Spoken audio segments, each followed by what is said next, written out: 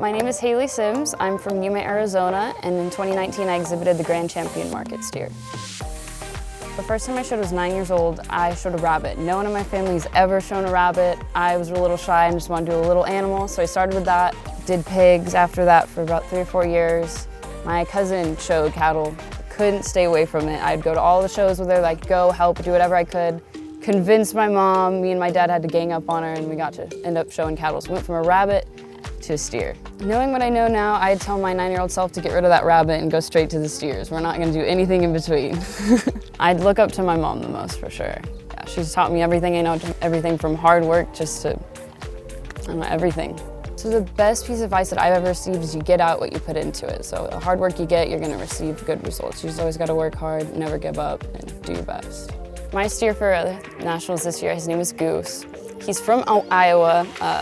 He's a very rough and tumble kind of steer. He's not super lovey, he's a very business kind of guy. I mean, I got lucky enough to crack the shell a little bit, but he was I show up and work and I look pretty and you leave me alone kind of guy, so we just had to make it work. So raising a competitive show steer in Yuma, Arizona is definitely no easy feat. All it is sun and sand all the time, so a good way for us to combat it and get a lot of hair is we actually did a walk-in cooler. We keep it at 65, we keep it dark. We always try to train the hair. I'm getting up at like 5:30 in the morning, especially when it's really warm. Go get them out of the pasture, you throw them in, you really rinse them down, cool them down, and we do ice baths as well. So we actually have a cooler and we fill it up every night and leave it on all night, and then we pump it on them every morning just to really shock the hide, get them really cool, and we throw them in the cooler and they get to sleep all day, and then we let them out and they have a great time all night. But that's the only real way we can get good hair, because we're tricking them with the light and we're keeping them really cool.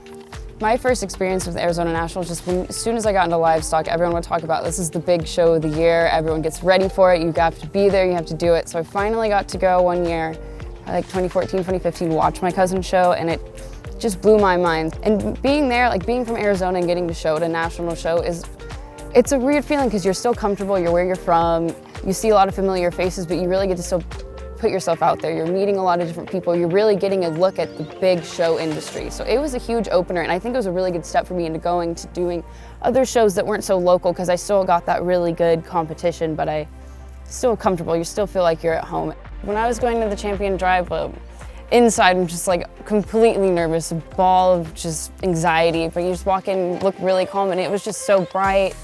You're so overwhelmed, but in like the best way possible. Get to see Ryan Rash, he's a spectacle on his own. It was just a joy to be able to show under him, and you just walk in and I knew I was up there, and I knew I had a chance. I didn't know that it was gonna happen the way it did. I was as surprised as everyone else when it happened. I mean, someone from Yuma that nobody knows was shocked. I was shocked. Slapped my steer and there's glitter everywhere. I had no idea what was even going on until it was already over. It's like an out-of-body experience. It was one of the coolest things I ever got to do. The moment that meant the most to me when I started showing livestock would actually be the end. So Nationals, literally, it meant the most to me. I'd never experienced being able to win in that kind of atmosphere, and it's such a weird feeling just being there and knowing that you're competing and knowing that you're in the race, and getting lucky enough to have a judge like Ryan Rash and being able to win in front of a lot of people that wouldn't get to see that if I wasn't in Arizona. So that just meant the most to me. I had my family, I had my team there, I had the most support, and just being there, just knowing that I got to represent and do everything that I did and finish my career that way, that meant the most to me.